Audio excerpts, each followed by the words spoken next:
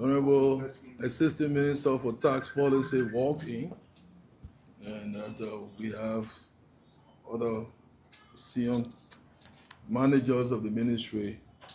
I don't want to take all the time to introduce them.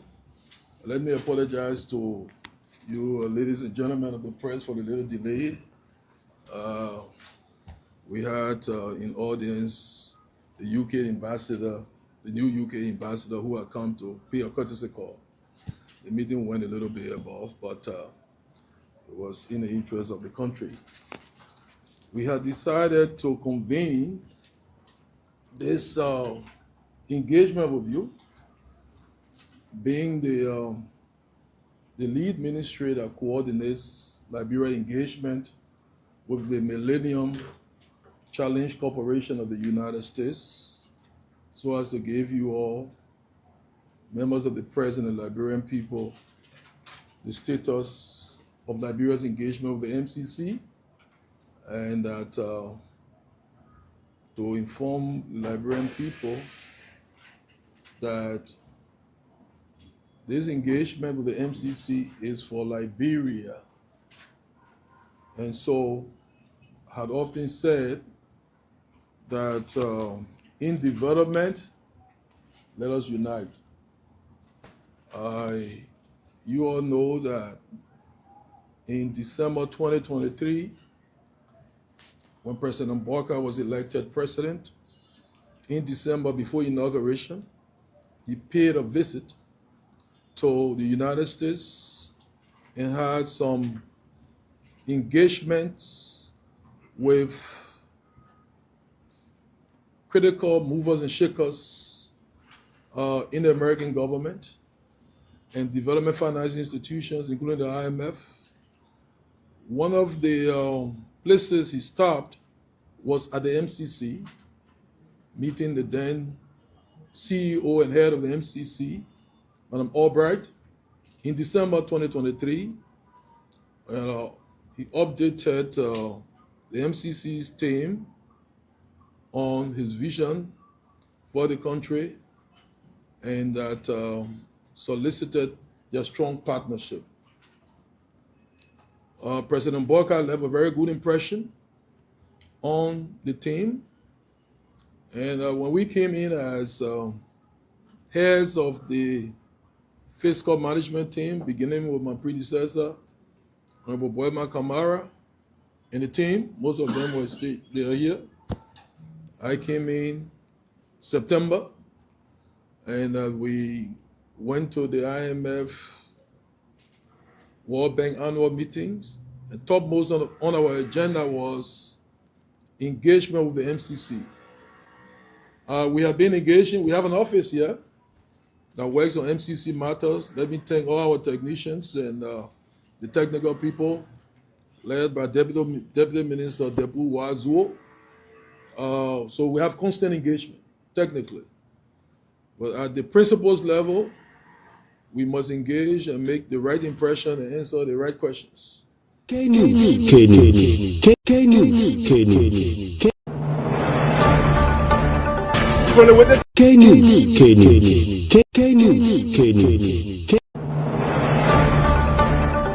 the witness testimony today, I know I'm innocent.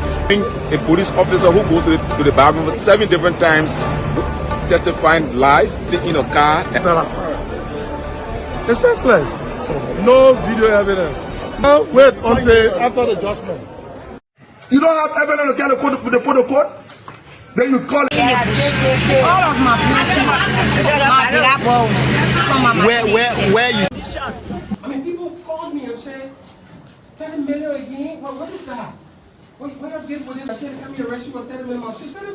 K-News comes to you from the News and Current Affairs Department of Cool 91.9. You can listen to K-News at 6 a.m., 2 p.m. and 6 p.m. every weekdays as we bring to you your news makers. K-News. K-News. Get all of the latest in the world of news. K-News. K-News. K-News. K-News. K-News. K-News. K-News. K-News.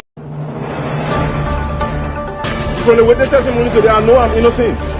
A police officer who goes to the bathroom 7 different times,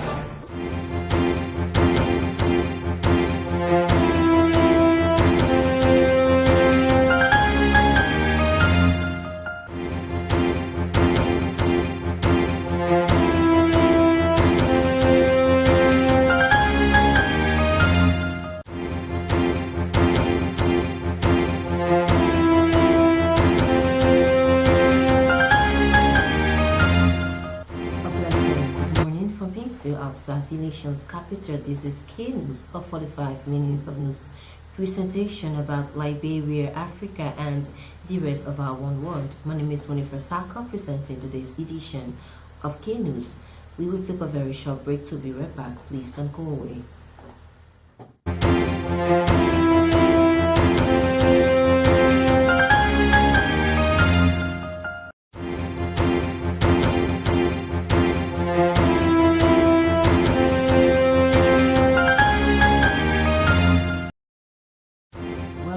Let's now take our first development.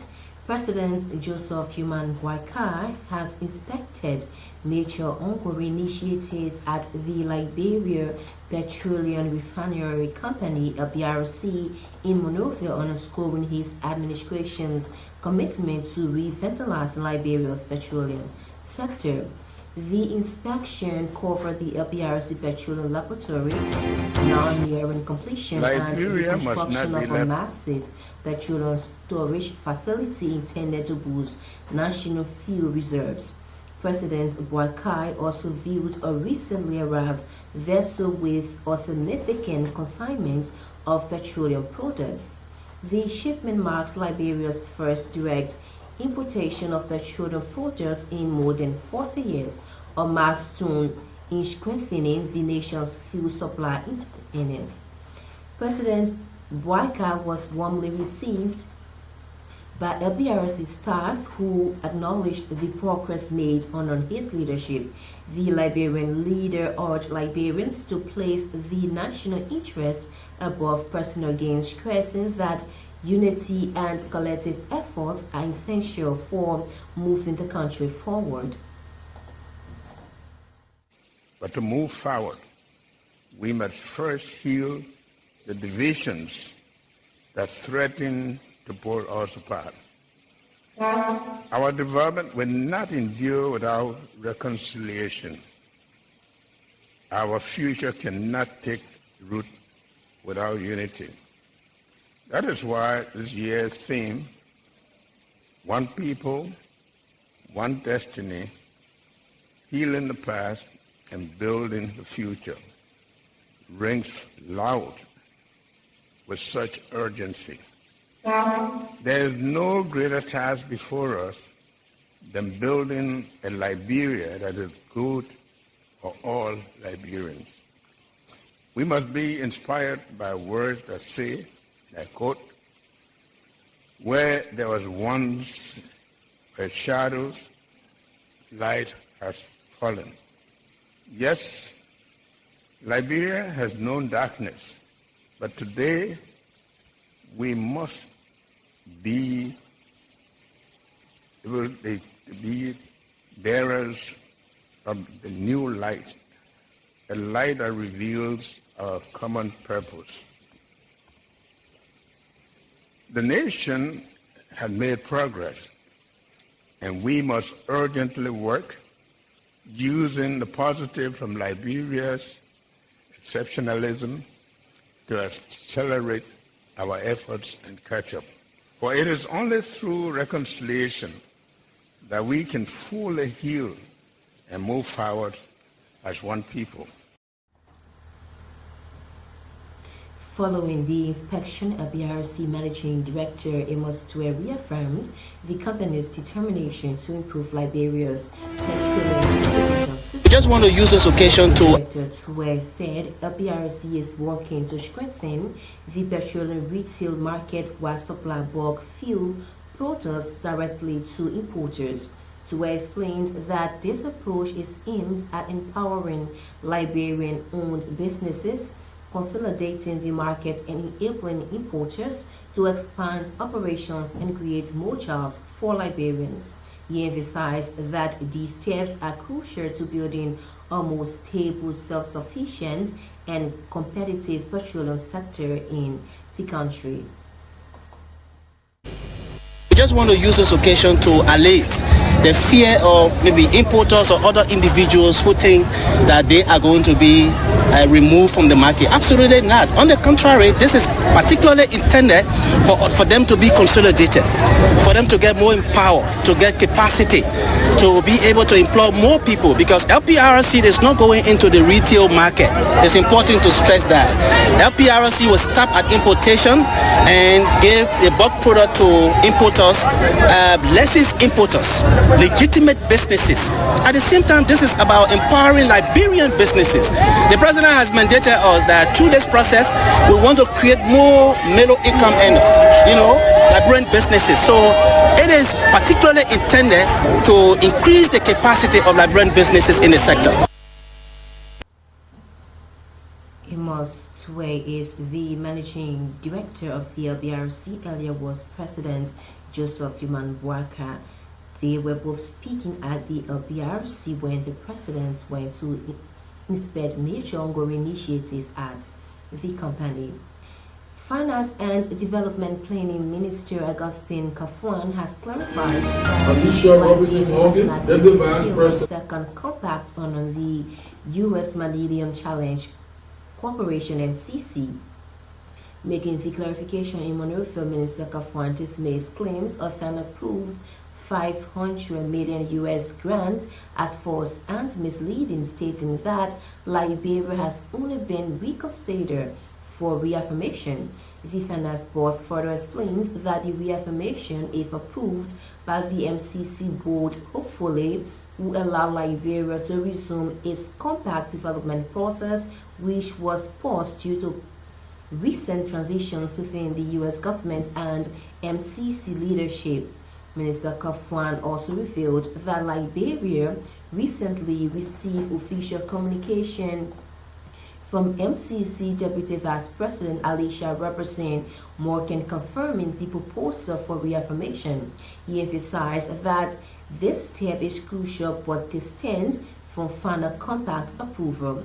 Minister Kafuan urged the public to avoid confusion between eligibility, reaffirmation, and actual compact approval, and stressed that while Liberia remains hopeful, no funding has been approved yet.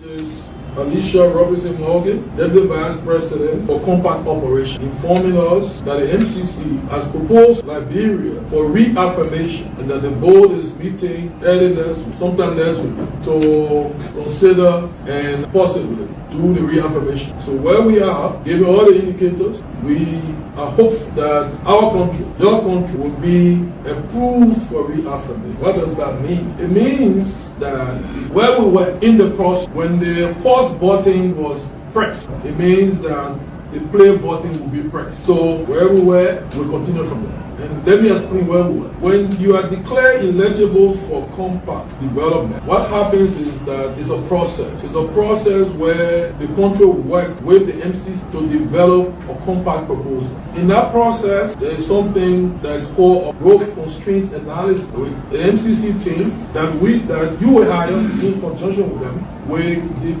come up with an analysis on the key impediments to growth or development in the country. Because MCC money to be focused, it is catalytic. So, in the past, there was a constraints analysis done for the first compact. At the time, it was the constraints were lack of power, the lack of roads, and access to finance. So you saw that the MCC focused most of its funding to power. Well, a new constraints analysis, we've done the National Development Plan. We've identified where we are generally. The National Development Plan costs $8.34 billion. Whatever resource we get from the MCC will not be $8.34 billion. The MCC will give us some money, and it is after that process, the growth constraints analysis, projects will be identified in the key sector, costing, and then costing of all those projects will determine the specific amount. And we're hopeful that the amount will be very significant, so we don't want to nickel and dime on amounts now. It could be, I see people floating figures, it could be below the figures they are floating, it could be higher than the figure they are floating out there. So at this point, there is not an amount. The good relations we have, the good signals this government working with all of you, we are putting out there as a country, is keeping us on track, and we're very hopeful. When Liberia's case was brought before the MCC board last year in December, it was not only that we were approved, but we were unanimously, not one board member reached any issue. Finance and Development Planning Minister Augustine Kafuan, there speaking, President Joseph Human Boakai has declared today, Wednesday, July 30, a National Day of Prayer. The declaration was contained in President Boakai's 178th Independence Message, echoing the President's proclamation during the Tuesday, July 29 edition of the Ministry of Information, Cultural Affairs and Tourism regular press briefing. Information Minister Charlie McPia said the observance of the National Day of Prayer was July 30th, 2025 to give honor to God. The day, according to Minister Pia, is also intended for all Liberians in and out of Liberia to pray for Liberia, to keep standing strong and give thanks to God for Liberia's 178th independence anniversary. Minister Pia noted that all public and private entities are to stay close today in observance of the National Prayer Day. The government urges all government workers and business owners, whether Christian or Muslim, to give reference to God from their various places of worship. Minister Pia extends thanks and appreciation to Liberians at home and abroad for being a full part of the celebration marking the country's 178th independence. 2025 will be observed as a national holiday. I know there's been a debate all over the place. Yesterday, I got dozens of calls from journalists, private citizens, who said, yes, we listened to the president talk about a day for prayer, but we don't know whether it's a national holiday or it's a working holiday. Of course, we promised them that we will answer their question at the appropriate platform. With the release from the executive mansion earlier, we believe the question was answered. But this platform can also now answer to say, yes, tomorrow is a national holiday. The proclamation was accordingly issued. And I would like to read a proclamation. A proclamation by the president. Whereas, from the founding of our nation, through seasons of trial and triumph, God has remained our guide and the source of our hope. And whereas there have been unusual and extraordinary outbreaks of natural phenomena and man-provoked national crises that have caused much harm, devastation, and destruction in many parts of the world, from which the grace of God has spared our nation. Whereas, with these conditions, I call on all Liberians to submit themselves in humble supplication to the Almighty God for guidance and protection, as well as for peace in their national life and affairs. And as we look to the future, let us embrace forgiveness of ourselves and one another. For it is only through reconciliation that we can fully yield and move forward as one people. Now, therefore, I, Joseph Numa Boakai Sr., President of the Republic of Liberia, by virtue of the authority in me invested, do hereby declare and proclaim Wednesday, July 30th, 2025 as a National Day of Prayer to be observed as a public holiday throughout the Republic. Furthermore, I do call upon all prelates, priests, elders, deacons, evangelists, imams, and all residents, regardless of religious creed, to gather with one accord in their places of worship in each city, town, village, hamlet, and home within the territorial confines of the Republic of Liberia in simple and non-costly apparel to pray and meditate from 8 o'clock in the morning. Meanwhile, all public offices, business houses, marketplaces are to remain closed on this day, while all citizens and foreign residents will cease from their usual daily occupations and advocations in further recognition of God's love and guardians.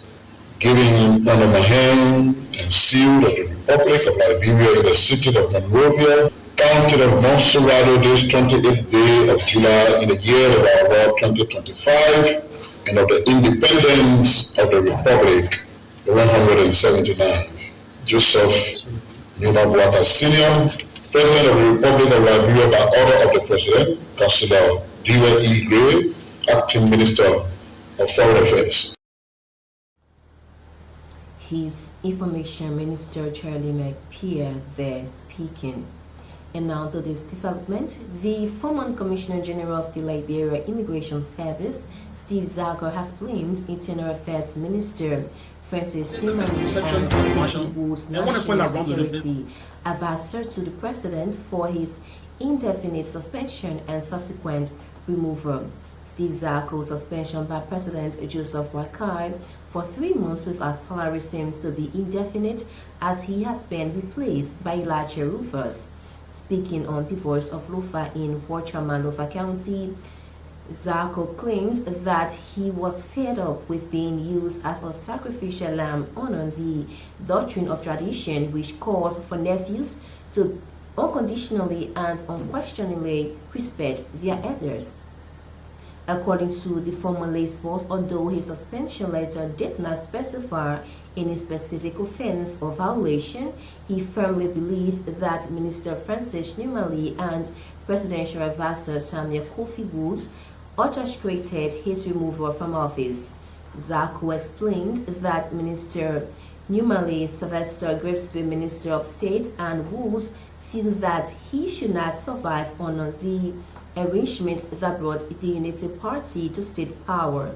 Although Zako did not point to any specific reason for his removal plot, he alleged that the 3 top officials hijacked the office of the president and making decisions about who works in the government and who does not. There's a misconception at the mansion, and one point around the misconception is Kofi Woods. When my uncle wins the election, you will suffer.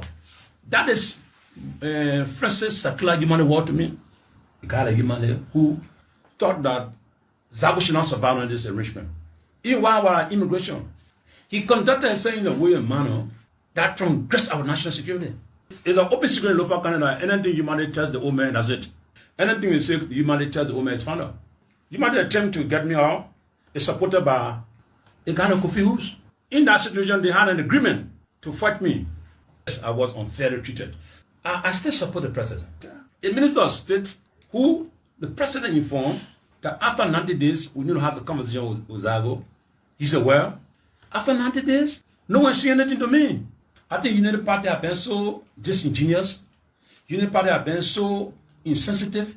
United Party have been so unfair to others who have helped them. They feel more entitled. You notice when there's an issue affecting a United Party person in the government, it is resolved easily among themselves. But when you're not United Party person, so quickly an action is taken.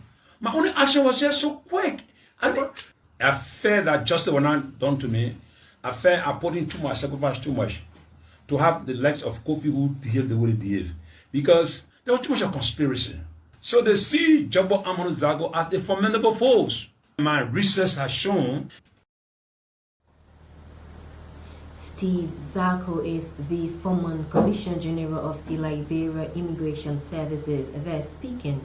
Liberia's permanent representative to the International Maritime Organization, IMO, Rabo Bade, has disclosed that Liberia's status as the highest security member has significantly enhanced its credibility and influence within the organization. Speaking in an exclusive interview with a local online platform Tuesday, July 29, 2025, IMO representative Biden noted that under his leadership, the Liberian mission in London now operates in a fully equipped and professional environment. According to Biden, this move has enabled Liberia's stronger diplomatic engagements and consistent representation. He underscored that Liberia remains the only African nation serving on the IMO's prestigious category of council, which comprises 10 member states with the highest interest in maritime services. The IMO permanent representative highlighted Liberia's active participation in several technical committees and subcommittees, including its chairmanship of the Marine Environment Protection Committee. Representative Pavel confirmed that Liberia is preparing for its re-election to the Category A Council during the IMO Assembly in December. He highlighted the importance of retaining its strategic influence in those greater facilities nearly 90% of global trade. But they also announced that Liberia will host the 8th African Maritime Summit from September 30 to October 4, 2025, with participation expected from over 40 African nations. We've managed to recalibrate the permanent mission. So Liberia permanent mission, after many years now, we have a very decent office that is befitting, that represent our country and its status as a global leader in the maritime enterprise. Liberia is paying its dues on time, and Liberia is the highest due payer in the IMO. The IMO comprises of 178 countries and other observing islands and nations, and Liberia pays the highest due. But not only that we pay the highest due to IMO, we pay our dues well in time, so we are respected. Liberia chairs the MEPC committee, the Marine Environment Protection Committee. It's a very, very critical, very significant committee because the work focuses on the protection of the maritime space, the global water resources, so safety, protection, and everything. And so, being on the council at Category A level, it strategically position Liberia in what we call global international relations, discussion, put her in a firm position to present our case, to influence international maritime decision, as we're doing currently, and to be able to represent the rest of the other countries of the world. Being the only African country at Category A, Liberia also carry on their shoulder the burden of Africa, and we are not letting the continent down. As we represent Liberia, we represent the continent at Category A. This year, Liberia will proudly, honorably host the 8th AMA Summit. And the way Liberia continues to demonstrate leadership at the global level, we were chosen to host the 8th AMA Summit. The 8th AMA Summit will see over 40 African countries. A summit in Liberia is going to be a very massive conference. 40 countries coming here. What we're going to do. Robert Pavel is Liberia's permanent representative to the International Maritime Organization, IMO, there speaking. The Executive Steering Committee of the Liberia Political Centrism Movement has held its first section. The debut section set the pathway for the full operation of the Liberia Political Centrism Movement. 5 subcommittees were formed to lead key areas including legal affairs, policy governance, outreach, and fundraising. The committees are expected to produce action plans ahead of the LPCM's formal launch set for late July or early August. The LPCM is a non-partisan political action group focused on objective multi-party collaboration and improving the socio-economic conditions of Liberians through grassroots engagement and policy dialogue. The LPCM's chairman, Councillor Kanyo Babala, has been speaking of these very eminent Liberians, very illustrious in terms of their experience, in terms of their education, in terms of where they've worked and the reputations they've built.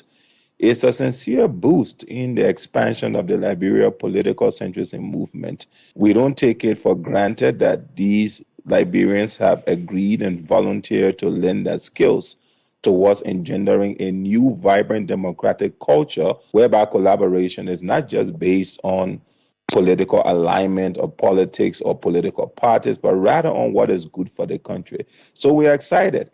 The centrism movement is expanding. We're reaching out into the communities. We're setting up our structures. And we believe that working with the government to support government initiative, especially when they benefit the people, is the right way to go.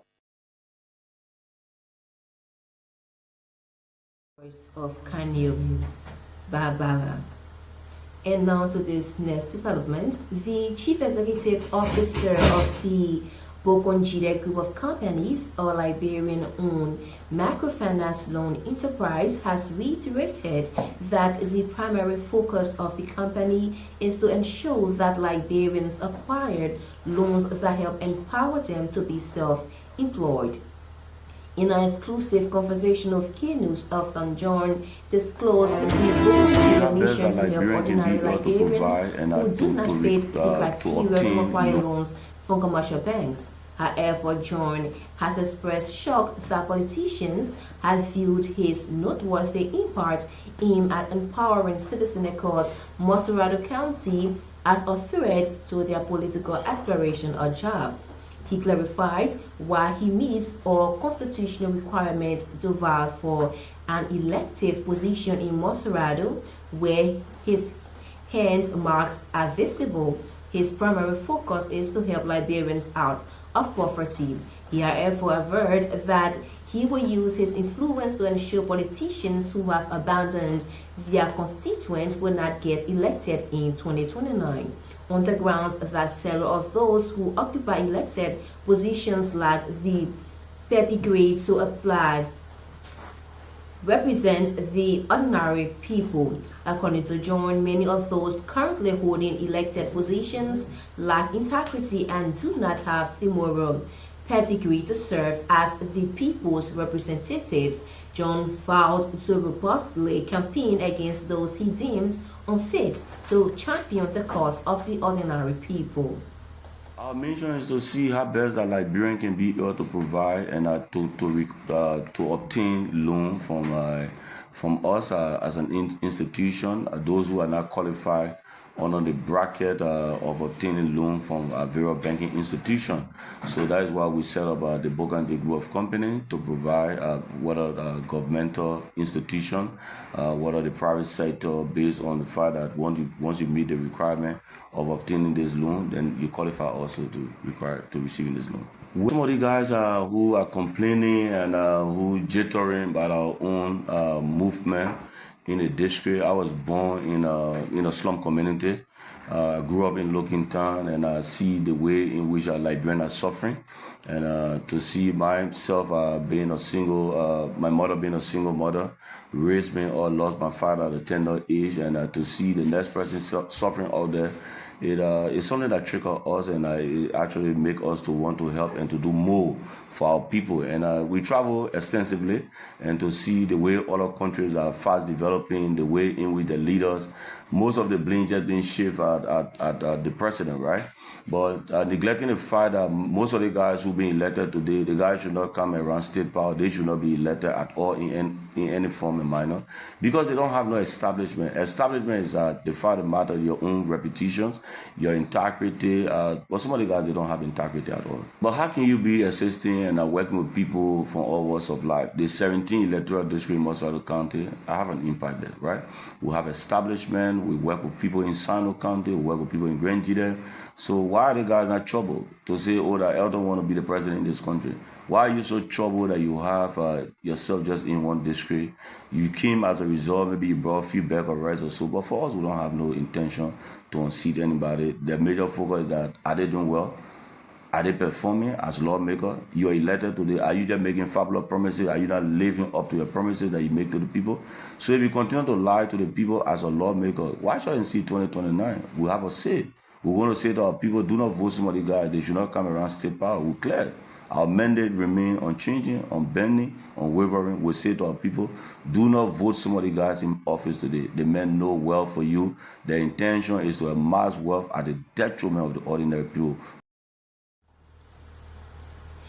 Meanwhile, speaking on the reliability of loaners to fund loans, John named several prominent personalities whom he described as bad apples in the loan scheme.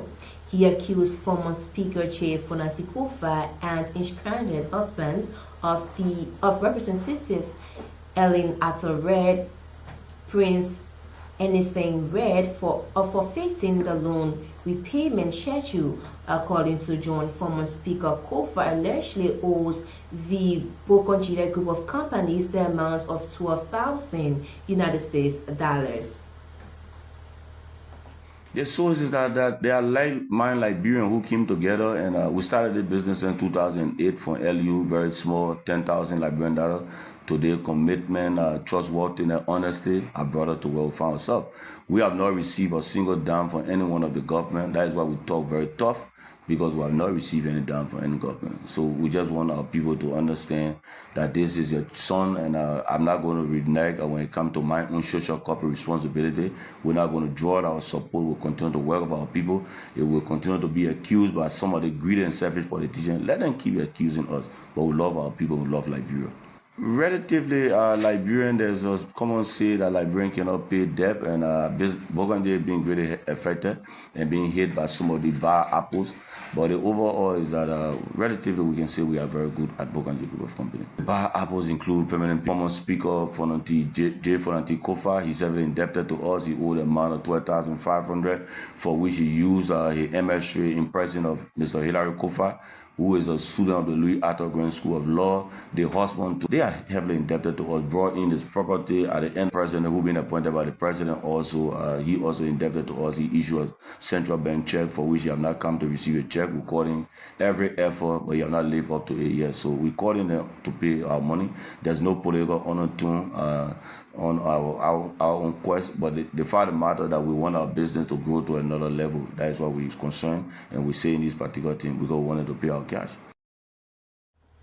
Elton John is the Chief Executive Officer of the Bokongile Group of Companies. They're speaking. Well, if you're just joining us, it's a reminder that you are listening to K News, a 45 minutes of news presentation that brings you the actual voices of the newsmaker here on this station. We are also live on our Facebook page. My name is Winifred Saka. Keep following us as we bring you more local and international development. Let's now bring you this development, where the Center for Disability Rights, CIDRA, has issued a scathing response to remarks made by the Executive Director of the National Commission on Disability, Samuel Dean, labeling them as misleading and disconnected from the daily caucus of persons with disabilities in Liberia. Speaking at a press conference in Monrovia, CIDRA Country Director Yasijo G. Takwan took issue with Dean's recent statement during the 2025 United Nations Convention on the Rights of Persons with Disabilities and follow-up engagements in Liberia. Dean has cited the appointment of 5 persons with disabilities to key government positions, where according to CIDRA, 3 of those individuals were placed within the NCD itself, position the organization argues are mandated by law, not evidence of progress.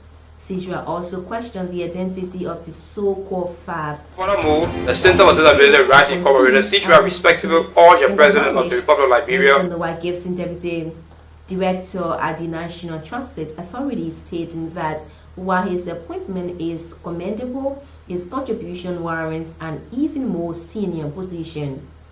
Takwan expressed disappointment over what he described as the NCD attempt to celebrate minimal effort, pointing out that countless qualified persons with disabilities remain jobless and face systematic discrimination. Center for Disability Rights Incorporated, CIDRA, respectively, urged the President of the Republic of Liberia, His Excellency Joseph N. Boakai, to appoint a dedicated disability advisor within the office of the President. This crucial step will ensure that persons with disabilities are meaningfully represented at the highest level of national decision making. A disability advisor will provide expert counsel to the President on matters affecting the disability community, including equality, disability, diversity, and social inclusion. This position is essential for fostering fostering inclusive governance and promoting the rights and well-being of PWDs. At present, the President's office includes advisors on liquor, youth, political, religious, and social affairs. However, the absence of a disability advisor is a glaring oversight, one that perpetuates systemic exclusion and discrimination against a significant segment of Liberian population. Such an appointment is long overdue. Since Liberia funding, no administration has ever included a disability advisor in the executive's office. This omission must be urgently corrected if Liberia is to fulfill its commitment to human rights, their sustainable development goals, and their principles of inclusive development. Moreover, it is deeply concerned about the ongoing practice of distributing rights rations to organizations of persons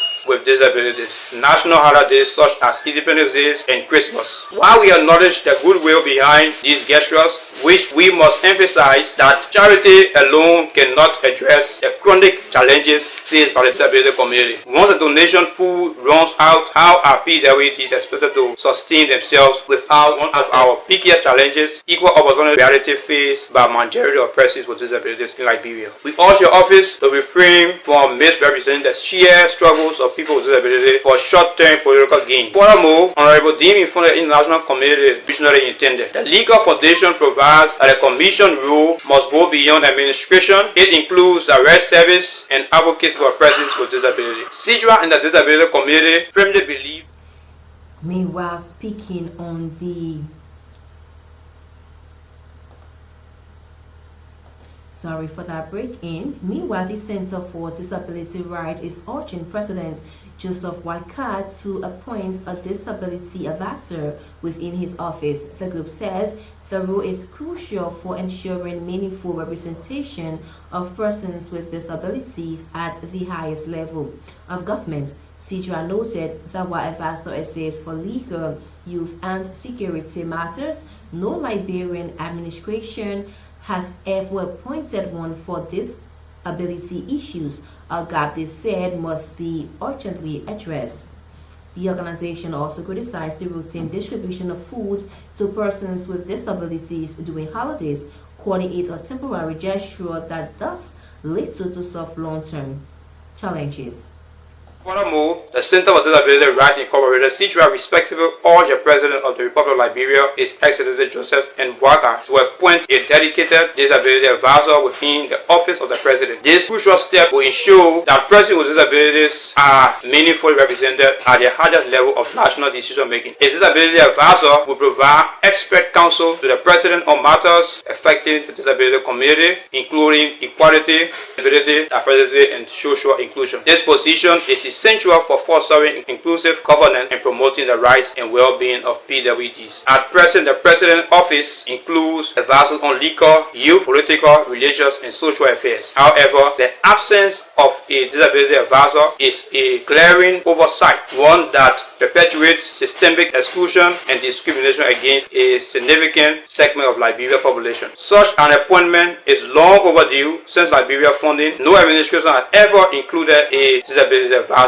in the executive's office. This commission must be urgently corrected if Liberia is to fulfill its commitment to human rights, their sustainable development goals, and their principles of inclusive development. Moreover, it is deeply concerned about the ongoing practice of distributing rights rations to organizations of persons with disabilities, national holidays such as Independence Day and Christmas. While we acknowledge the goodwill behind these gestures, which we must emphasize that charity alone cannot address the chronic challenges faced by the disability community. He's Yasitu Dakwan there speaking. A group identifying as the founding fathers of the Unity Party descendants is applauding President Joseph Boakai for what it calls his steady leadership since taking office. According to the group, the president's commitment to reviving the economy, promoting unity, and fostering national reconciliation is commendable and deserving of nationwide support. In an interview with the station on Tuesday, the group spokesperson Vavi Kamara highlighted the reasons behind their endorsement of the president's leadership. For a few things, today we see things unfolding in the country since our president took over. We are just here to commend him on a few things that are happening and we hope will happen. One would be the issue of the importation of crude oil that LPRC now will be producing its own gasoline, its own product in Liberia. We can't tell when the last time we did that. That would be something the last 40 years, so we want to commend him for that.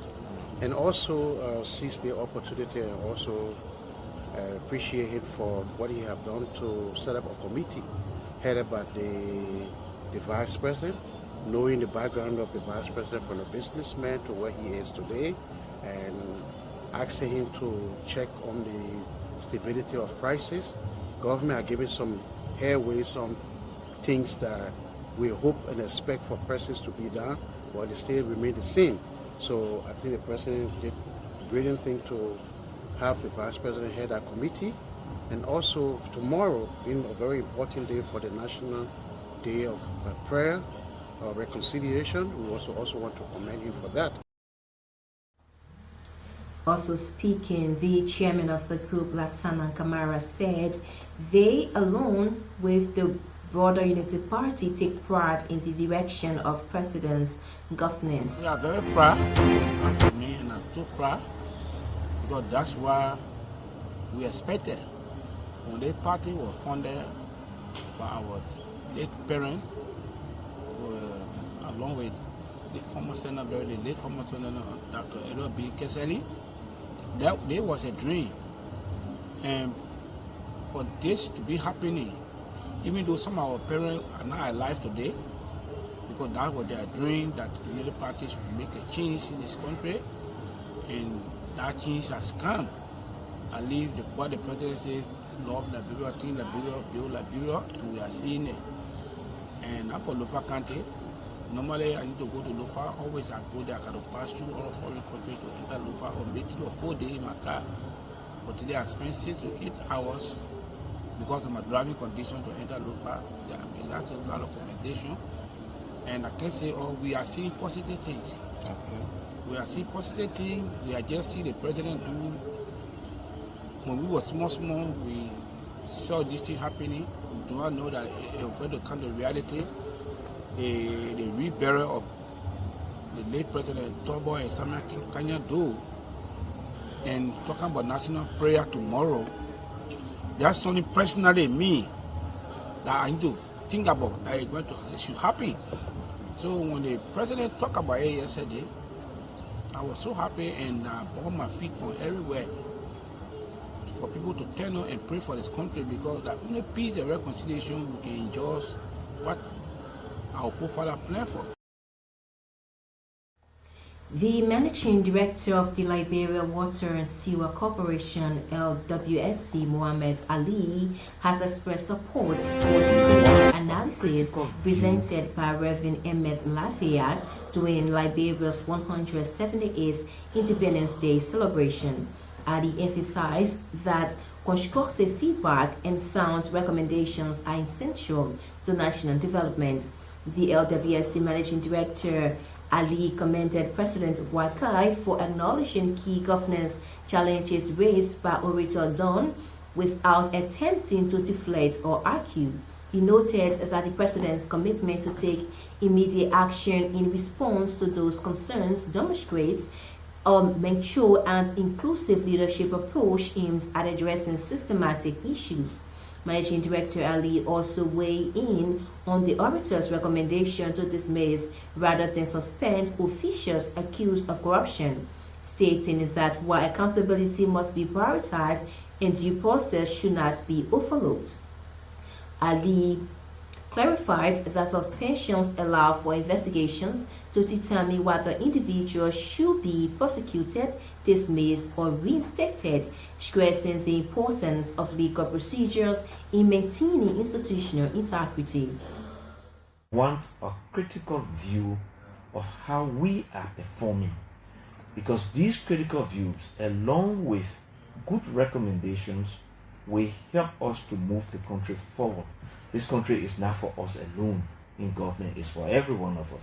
And so the orator spoke, he highlighted issues that we should consider, and we also, the President did not go on the floor to argue with him, the president said, yeah, we acknowledge that there are certain issues, and as a result, in fact, we are going to take some immediate actions. He also said, stop suspending fire. I mean, I do not totally agree with it. I think in some suspension cases, people need to be investigated, and then the result will show as to whether the person will be prosecuted, dismissed, or brought back on the job.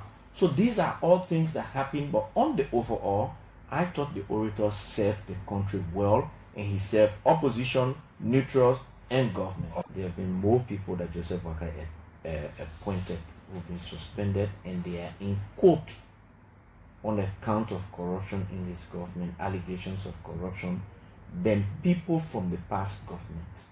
Corruption is not something that anyone is going to sit and argue about. It is there. But we also look at the LACC. He said, funding issue, he admitted. Now to our foreign development that will conclude on today's edition of K News.